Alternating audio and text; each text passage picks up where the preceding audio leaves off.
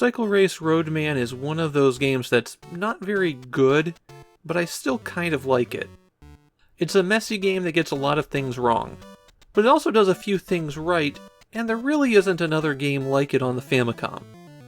The Roadman in the title, and it's one word, not two, as it's often presented online, was a line of bicycles by Bridgestone. From what I can tell, the Roadman line was only sold in Japan, and that brings up something special. This is not the first Famicom cartridge that Tokyo Shoseki has released based on Bridgestone bicycles. Now I know you're all loyal viewers, so you're probably all going, I don't remember seeing a previous bicycle game. Tokyo Shoseki just made educational stuff and then a couple bad Famicom adventure games. And you're right, there wasn't a previous bicycle game. What they made was a special cartridge for Bridgestone stores. It was called Roddock Tailor Made, and shoppers in the store would use a Famicom to design a custom bicycle. After they picked out all of their options, it would give them a bill of materials and a price. I've had some trouble pinning down exactly when it was released, and it was a proper Famicom release. Nintendo manufactured the cartridge and everything. My best guess is that it was in stores early 1988. Now that said, it was not a commercial release, so that's why I didn't talk about it in its own Famidaily episode. It's one of the rarest official Famicom cartridges too. Prices have skyrocketed for it in the past few years, so you can expect to pay about $2,000 to $4,000 for a copy. About 10 years ago it was only around $200. Okay, back to the cartridge that you actually could buy.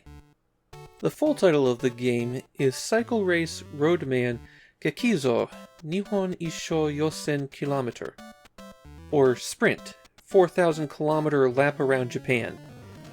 There's 18 legs to this race, and starting after the second leg, you can get a password so that you can continue from any point. Though getting a password does cause a game over, so you'll have to re-enter the password if you want to pick it up from there. When you set out, you're given your choice of 4 teams, and then you have to choose who you are among the 5 racers on that team. Every racer has different stats. I chose Taki from Team Japan, thinking that his strong spirit would get me through, but it was probably a bad choice. These team members are not created equally. And, I hate to admit this, I don't know what all the stats do. I don't have a manual, and to jump ahead a bit, the game is forgotten in Japan. The few people I could find talking about it also said that they don't know what the stats do. Speed and stamina are obvious, but tech and spirit are more obscure. At least speed and stamina seem to be the more important stats. In the race, every time you press A, you pump your pedals once. That also costs you a small amount of stamina. So yes, you can mash really fast to build up speed, but once you build up a certain amount of speed, pumping faster doesn't really help you a whole lot. You can use a rapid-fire controller to go very fast, but it drains your stamina so quickly you won't be able to complete a leg. Running out of stamina is a game over here. The trick is that you want to pump yourself up to full speed, and then coast. And then pump it up again, and then coast. And full speed isn't hard to get to or maintain with just regular human fingers. There will be times where you want to pound as hard as you can to pass somebody, especially at the end of the leg when you don't have to hold on to that stamina anymore. But learning how to manage your energy is one of the keys to playing the game.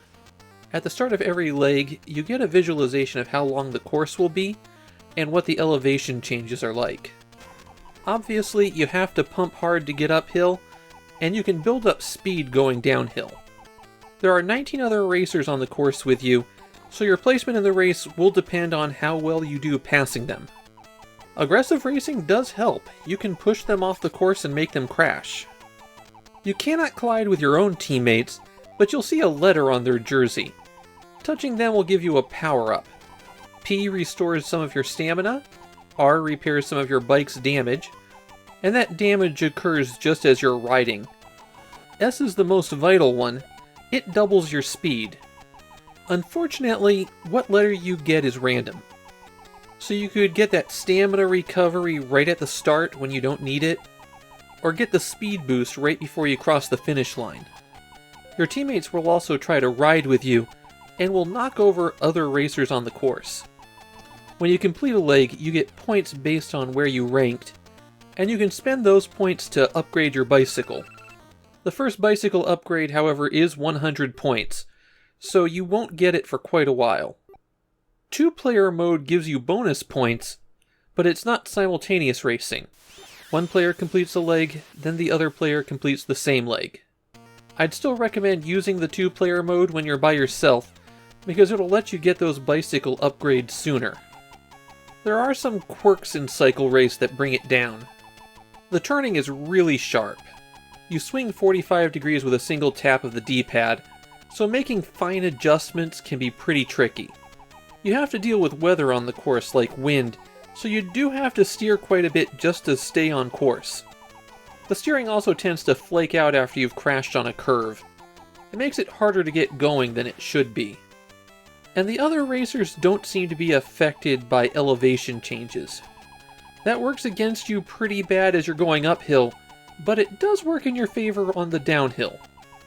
So there's a lot of rough edges in Cycle Race Roadman.